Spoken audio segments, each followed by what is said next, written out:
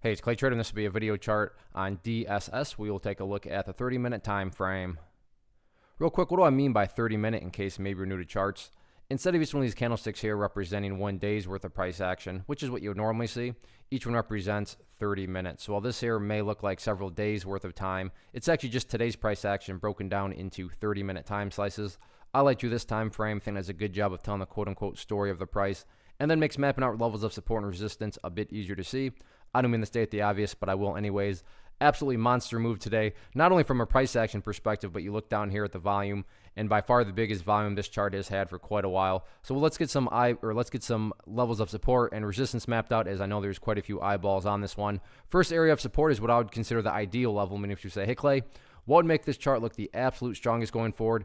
That would be if this point right here at $2 can continue to hold. That is where the bleeding finally stopped.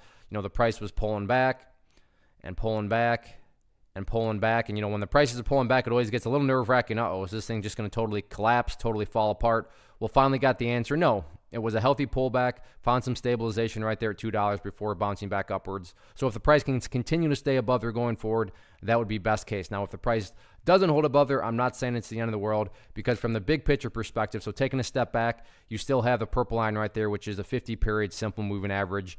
And as the name implies, that purple line is going to move itself higher and higher over time. Now, this definitely does assume that you care about more so a longer time horizon. But if you do, then a very cut and dry way to gauge the current health of the price movement is simply put, as long as the price stays above that purple line, as the line itself moves higher and higher, then the bulls are in full control, the bulls are in full health, any way you slice it. Now, what about areas of resistance? If this upwards move is going to continue, where are some of these battlegrounds at? Initial area of resistance is definitely what I'm going to consider more so the kind of short-term one, and that's right up here at $2.75. A couple of times this afternoon, the bulls made a nice little move to the upside. However, in both those instances, right around 275 is where the price got rejected back down. So first key hurdle is going to be 275 if the bulls can push through there.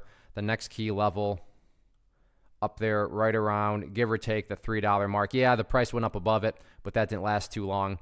But point being, right up around $3 is going to be that next price congestion area, where if this move is going to get any sort of continuation, that'll be the key congestion area that the bulls will have to push through. Any way you slice it, though, great way to start off the week. Still 4 days left, so it'll be interesting to see if the bulls can build upon this momentum or not.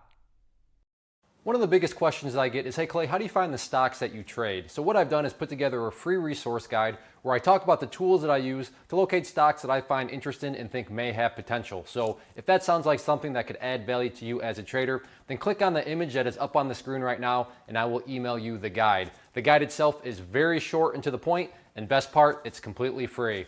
Thanks for watching the video. Let me know if you have any questions.